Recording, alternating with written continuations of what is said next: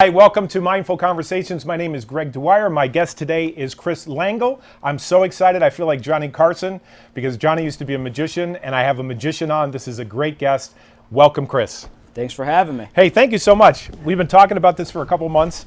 I just have to ask the first question. I know how I got into magic. How did you get into magic? How did you get into this bug, that bit you sort of thing? It's bigger. It's a big bug. It is? I started doing just simple card tricks. I watched an episode of Chris Lengyel, right, and I wanted to pick it up. I was not good at it at first, I was getting tricks out of encyclopedias. I was going and getting books and stuff, watching YouTube a lot. I started performing for my grandma's retirement home for free, 20-minute shows, and they started getting me for birthday parties, and then they wanted me to come and do stuff for their grandkids, and it kind of just grew on from there. And I specialize in close-up magic, but I'm also trying to work my way into the theater area. So, that's an adventure. It's all an adventure. It's a lot of fun. Right. I started doing birthday parties. So it was back in the 70s. It was $30 for 30 minutes. So it's $1 a minute. I thought I was going to be rich. Never became rich doing magic shows. And then you transition into stage. It's a big jump. And doing magic for kids, because they think totally different than adults, you have to change everything. What's the difference between putting on a kid's birthday party as far as the effects versus fooling adults? That's a good question. I don't necessarily look at it like what's the difference between a kid's party and an adult party. I usually look at it of what's the difference between a party with a lot of kids and a theater. Okay. Right.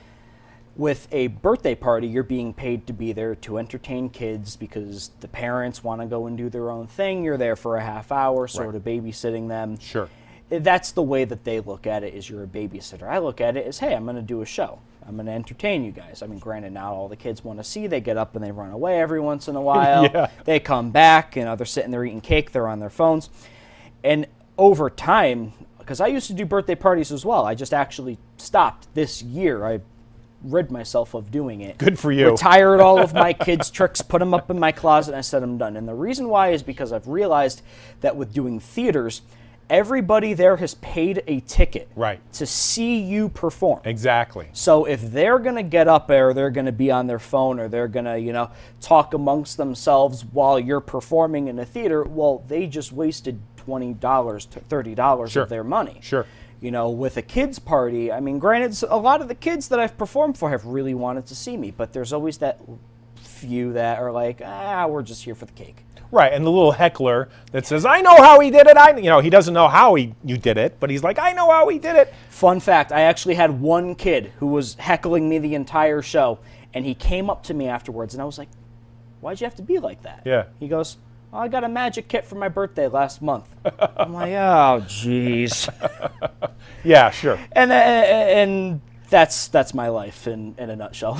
Right. Well, the other thing, too, is kids think differently. I mean, you could take a deck of cards and you could fan them out and shoot them from this hand to that hand. You could throw them over your back. You could take some linking rings and go like this, and the kid's like, well, you're an adult, no big deal. I don't know how you do it, but you're not going to get a standing ovation. Right. They think totally different than an adult. An adult says, you shouldn't be able to do this. A kid says, well, you can do it. It's not a big deal. So it's a different mindset. Do you know why? No, tell us. YouTube. What do you mean? Because do you know how easy it is, especially with like today's ability to just literally go on your phone and look up any little thing. Back when I was 6 years old, I had to go to the library. I had to go look in books. I had to pay for the trick. Right. Now if you go on Facebook, under your suggested videos, there's videos of guys who are just sitting there revealing magic tricks, and it's a way it's ridiculous. In a way, I look at it as killing the business. Right. Because that's a lot of money and time that somebody put into a trick that somebody can just snap their fingers, type it into Google, type it into YouTube, and there's the secret. And I think kids see magic on television, or they see it on Netflix, or they see it like America's Got Talent, and they're like, oh, how does that work? YouTube. Right. Oh, I saw that trick. That's a cool card trick. I want to know how to do that. Google. Right. Instead of taking the time, buying the effect, learning the effect. It's all instant right there. Right. Right on your phone. And there's a big difference between knowing how a trick works and being able to entertain an audience. Like you take a guy like Mac King out in Vegas. Oh, he's brilliant. He's a brilliant. He's Absolutely. a comedian. He's a magician. He is probably one of the best magicians out there as far as in that venue, you know? But it's not about, well, I know how he did it.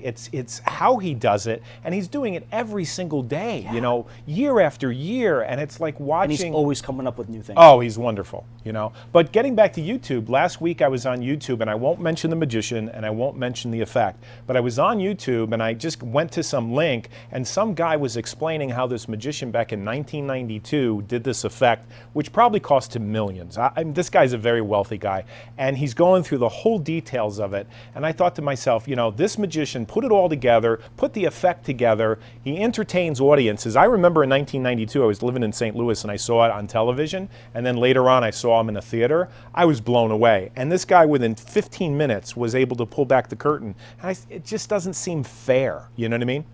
I've always had the theory that magicians are the most disrespected entertainers in the field right now. Well, they're right up there with jugglers. They're not taken seriously. Well, it's not that they're not taken, because jugglers are taken seriously. I watched a juggler. I did the Simsbury Septemberfest last year, and there was a fantastic juggler there. Okay. Who was doing the contact juggling. He had the clubs. He Right. had yo-yos and everything. And I know that that's just years and years and years of just practice and dedication, and sitting in your room and just sitting there with a billiard ball, doing this for hours. Exactly. On end. And it's the same thing with cardistry. Sure.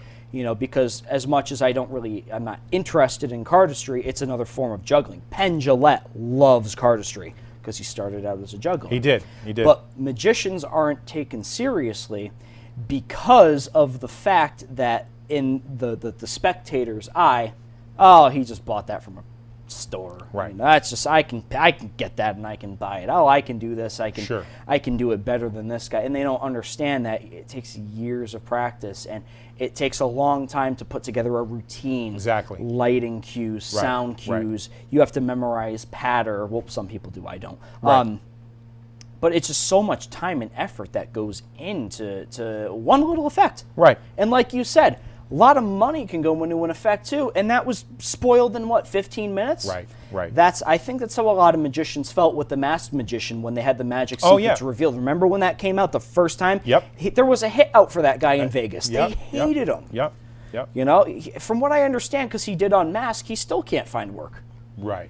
And not everything he talked about wasn't real. I mean, there were certain things he talked about on that show that were not authentic. They were fabricated, and I know that. Yeah. Especially when he tried debunking David Blaine's endurance stunts. Oh, right. And for a fact that Blaine's crazy enough to actually have put himself through that. You know, I just saw him last year. I saw him on television, but he was playing in Connecticut, and I bought a ticket like hours. I think I emailed you about it. You emailed me, Yep. and I had a couple of other people say they went to the show, and they said it was very strange. It was the strangest thing I've ever seen in my whole life. How was it, though? Like, what was the show built around? It was weird. It was strange. I mean, during the intermission, he comes back and he does the water thing, and he's underwater for 2 minutes, then 3 minutes, then 5 minutes, and I'm sitting And there. have the people go up on the stage Yeah. and inspect the tank? Yeah, and I'm sitting there after 5 minutes, 15 minutes, 20 minutes, I'm thinking to myself, this is insane. But what really got me was he walks out, he drinks a bunch of water, then he drinks another gallon of water, then he drinks some more water, then he takes some kerosene and he drinks it.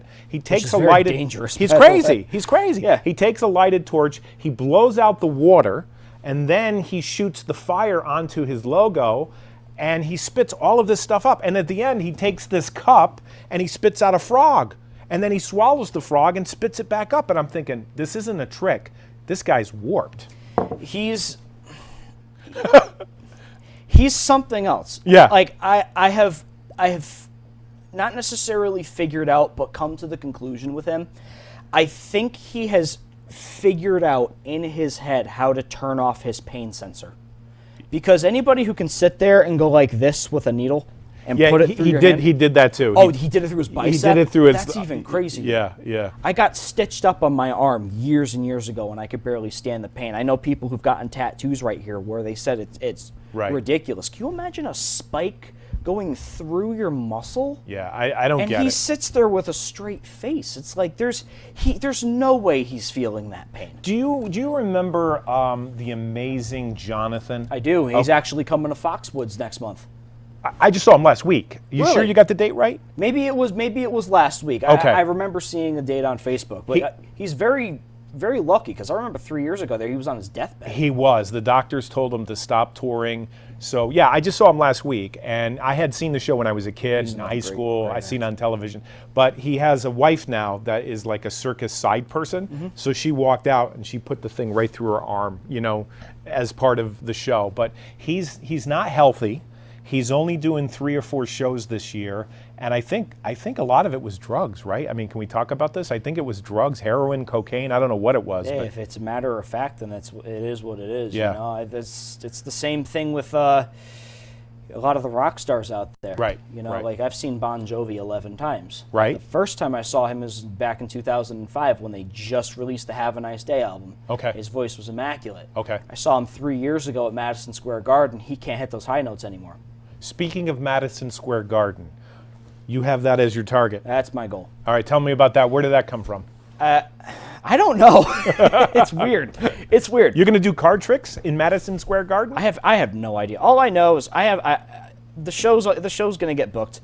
It's going to be a sellout. Okay. But I'm probably just going to wing it all from there. Okay. I have no idea. All right. Greg, it's the number one goal I've ever had in my career. Okay. When I started going out to New York City, I was so adamant I wanted to go out to Vegas, and I Right. wanted to go out and get all the casinos, get the big theater Yeah. shows, and I started hanging out with other magicians, professionals who are telling me, don't go to Vegas. You know what I was amazed by? I was out in Vegas 2 years ago. The guy told me that those people have to rent the walls. They have to rent the room. Yes. I didn't know that. Yes. I couldn't believe it. David Copperfield does not get paid to be there. He rents that auditorium. But you got to think about it, though. He makes the money back in a weekend. Well, even the guy know? that won America's Got Talent, they gave him Matt like Franco. yeah, I met him once, but they gave him a year's contract. So they're paying for the rental of that room. Yeah. And other people like Jerry McCambridge and other people I know, they're literally renting out that space. Now, 25 years ago, these people were hired by the casinos. Totally different yeah. world. Siegfried and Roy, Lance Burton, Penn and Teller, they were all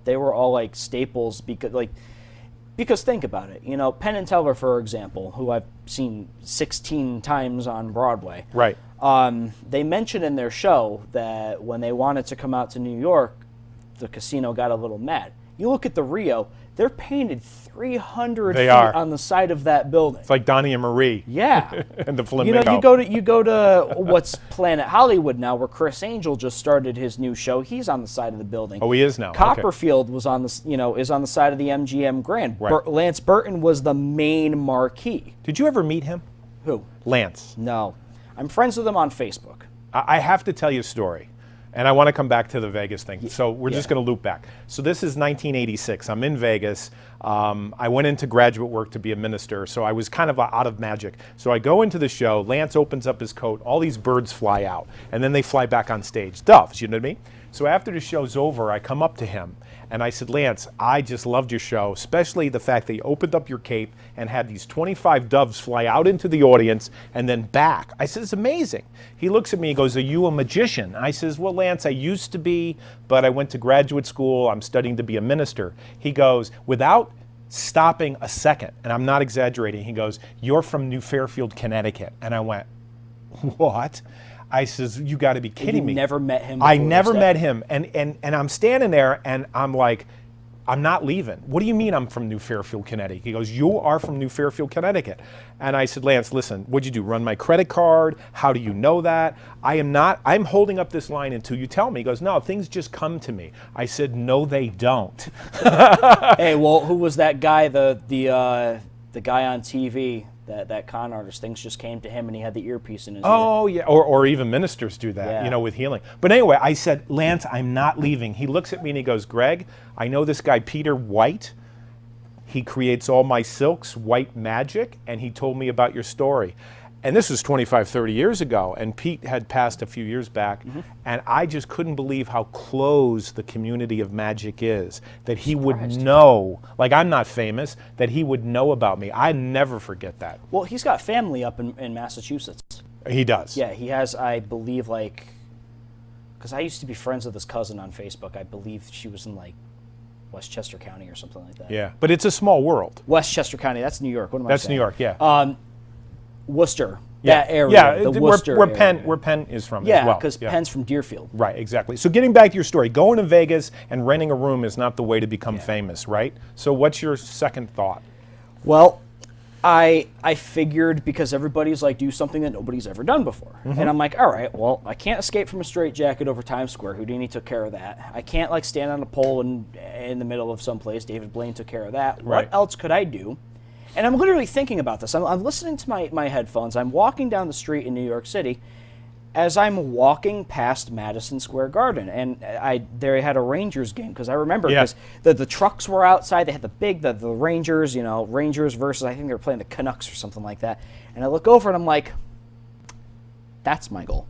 Wow. And I'm like, has anybody ever done it? I know that they do America's Got Talent in the theater, but I've never seen a magician perform in the arena. I haven't either. So I did my research, and I'm looking, and somebody told me Chris Lengyel did, and I'm like, no, he hasn't. He didn't? He never did. Well, even David Blaine, the theater that I was at, He's it the wasn't only full. competition that I'm worried about, because if anybody were to sell out an arena, it'd be him, and he's going to do the Barclays Center. You think he could do it? I think he can do it, but at the same time, Barclays is bigger, Madison Square Garden is smaller. I've been there once. Is that in Barclays is in Brooklyn. That's in where the Brooklyn? I've been there Islanders once for a play. concert. I go there for wrestling shows Okay, all the time. all right, okay. But if anybody's going to do it, it's going to be David Blaine. Really? And you? And me. Okay. Well, yeah, but I want to do it first. So there's the difference between him and me. I want to be the first one to do it. Well, what do you think about these corporations, Masters of Illusions or the Illusionist Show? They have really packaged a deal. And Now You See Me. And They have turned Now You See Me, the movie. The movie is becoming a stage production now. But the idea is you have a girl, you have a mentalist, you have an escape person, you have a Same card person, so that you're appealing to a large audience. Right. Like if I just come out, I'm only going to bring 10 people. If you come out, maybe you'll bring 1,000. But you know what I mean? It's like you got 10 people or 5 people, that works. And I really think, especially with the Illusionists, because didn't you say that you just saw them on Broadway? I have, and I've seen them about 5 times. I saw them one time. I saw them back when it was around the same time Penn and Teller. Yeah.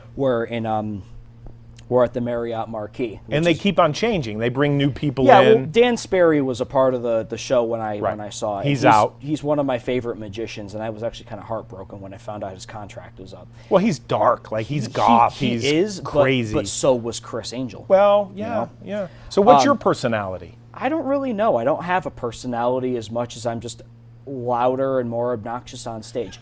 I take from a bunch of different people that I've looked up to. Long story short, my magic career was very out there. Okay. When I started doing magic, I grew my hair out because like I said, I saw Chris Lengyel on TV. Sure. And I'm like, that guy's making a whole bunch of money. That guy's got a Lamborghini. That guy's getting all the girls. So I grew my hair out. Right. I started using his patter. I started like writing stuff on my knuckles. And your name is very close to his. Yeah, I bought like his jewelry, and I would wear his jewelry, and I would do his magic. I bought his playing cards. I did the same thing with Doug Henning in the 70s. I got a funny story about Doug Henning in a second. Okay. I never met him, but somebody else did. So then I realized, this ain't getting me anywhere. So then I figured I did birthday parties. So I had all these with the long hair and the jewelry. I cut my hair after that. So I did all these. I had all these birthday party tricks, but I'm like, what if I want to appeal to like older audiences? Yeah. So then I tried making it so that way I could take all these kids style tricks and turn them raunchy and dirty and adding like cuss words to it and like yelling at them, making like perverted jokes. So I wanted to build myself as the Howard Stern of magic because I was like that. You wanted to have an edge. I wanted to have an edge, and I realized that wasn't working because like I would build my show, the most controversial magic show of all time. What would I do? Right. You know what I mean? Right. And then I stopped and I started thinking, because ever since I started hanging out in New York City, I'm like, all these guys have their own little thing. Well, I'm me. Yeah, who are you is You what know, I'm saying. exactly. Like, And who's your character? You know, it's like I used to, my stage name was Chris Freak Out Lengyel. Now I hear the word freak out and I cringe. I hate it. Well, you're developing, you know. Oh no, you don't understand. It's like everything was, freak out this, freak out that, Right. like kids would call me freak out in school. That's how it started. Okay. But it's like, somebody told me, it's like, you can never get your name out if you're using a different name. That's true. So I'm like, all right, well, why don't I just start doing my own thing? Exactly. I grew out the mutton chops. I started getting noticed in New York City when I would do close-up magic because people would come up to me and say, hey, look, you're Fat Wolverine. And I'm like, Oh, interesting. Fat Wolverine? They recognize me. Interesting. So, but I kept Yeah, if you don't have a label, if you don't have a persona, people are going to pick it for you. Yeah. Yeah, they are. But you know what? It worked. Wow. And then people started like recognizing me. They'd be like, "Oh, the guy with the mutton chops is out doing magic." So I kept them and I started branding them like that. Cool. And then I had the whole Nothing Up My Sleeves moniker, which was originally a YouTube show that I did. Okay. And I had started to develop it into my stage routine. I used to be a professional wrestler. Yes. So I probably told you that Yep, before. yep. When I used to do that, I wrestled a couple of matches, but they wanted me to manage other guys because I can talk and I can shoot things off the top of my head. Like an MC. Sort of, but more like an improv comedian. Okay. Because improv, everything's off the top of your head. Exactly. With professional wrestling, because you're dealing with a live audience, you have to think on your feet. So if somebody's booing you, and your job is to make the crowd hate you, Right. you got to start saying stuff like, "Oh, are you kidding me? This town's so dull, and Right. I can't wait to leave this place and go back somewhere else." Sure. But I realized like I can do that and be nice too. So my patter is just built off of being able to feed off of the audience. I have bullet points. Cool. So now my show is a 70-minute interactive show. Nice. It's an all-ages thing. It's something I've been working very hard on. I've recycled things. I've brought new things in, got rid of things. 17 different shows, we'll Right. say that much. Right. Sure. Sure.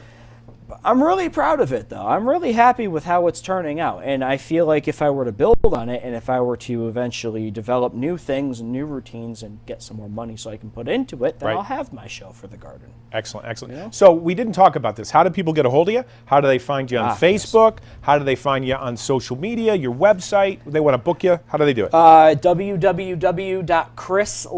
www.chrislengelmagic.com. Can you spell the whole thing out? Yes, CHRIS, L as in Larry, E as in Edge, N as in Nancy, G as in Go, Y as in Yo-Yo, E as in Echo, L as in Langle, Magic, MAGIC.com. If you need a magician, whether a close-up magician for a bar or restaurant, I do corporate events, close-up at receptions. I can do full stage style shows. I don't do kids' birthday parties anymore, but if you have kids at like a theater, I allow kids into my shows at my theaters. I'm also going on I wouldn't really say a tour because it's not back and forth, but I'm traveling. So if you're in the Connecticut, Baltimore, Chicago, New York City area, everything, by the way, is on my website. Come and see my show, Nothing Up My Sleeves. I know the closest one to here is at the Strand Theater in Seymour, Connecticut, June 22nd. It's Saturday evening. The show starts at 7 o'clock. It's $25 for an adult, $15 for a kid. It's a great Nice. time. Nice. And the theater's right off of the highway. Cool. So it's very simple to get in contact with me. Excellent, excellent. So let's see something. I don't know, you brought some Yeah, cards? I did. Okay. Like I say, I feel like Johnny Carson when I used to watch those shows and he used to have magicians on. Yeah, let's do something here. Okay. So I know that your favorite card is the Seven of Diamonds. I do. I talk about gratitude and the Seven of Diamonds. Which I like that. I was telling you earlier how I watch your show and I listen to your podcast. I appreciate it. and everything. So here's what we'll do. I want you to select a card for me. Okay. If it's the Seven of Diamonds, I'm going to flip. take this one, and we didn't set anything up. Oh, no, I have no idea what and you're I'm actually doing. going to look over here while you show the cameras. Okay. All right, so my camera is right here. You've got one there, you've got one there, Yeah, you've got one okay. there, right? So there's the camera. All right, good. Awesome. So I'm going to go like this. You're just going to say stop. Oh, stop. Right there. Cool. Put your card back right there. Very nice. Awesome. So let's do this. Now, you know how a magician works. There's the easy way to do a trick, which is where you can just look through the deck, find the card, and, there it is. Right. But I want to do something a little different. Do you have a 7 of diamonds card on you? I have it in the bag You in have the it in other the bag. room, so I can't get it. All right. No, I well, don't. well, here, let's use the 7 things that you're grateful for. Okay. So if you had to choose, let's say this is the first one that you're grateful for, what would you say? I would say that is my health. So that's your health. Okay, what's this one? That would be my home. Home, okay. That would be my career. Career.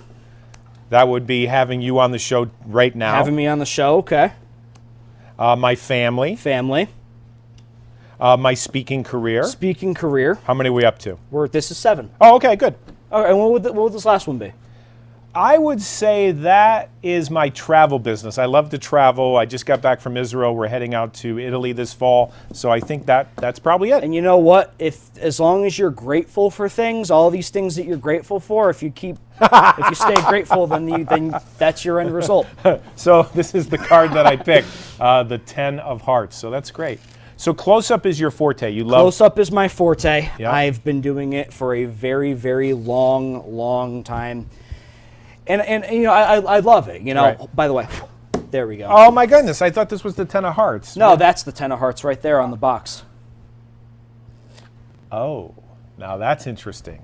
Box of cards, and Can there's you zoom in on the box? I don't Is know. that possible? If you can see it, but I don't know. on the box, I can bring it up to the camera if you'd like. You probably can't because you're wired. That's but, right, I am We're all attached to the wired a little chair. bit today. But it's 10 of hearts on the box, and amazing. Ladies and gentlemen, this is fabulous. So you got to come out and see Chris. Yes. So I want to talk with you more, and I want to get into the business side of magic because they say it's show business, right? So You know where that term was coined?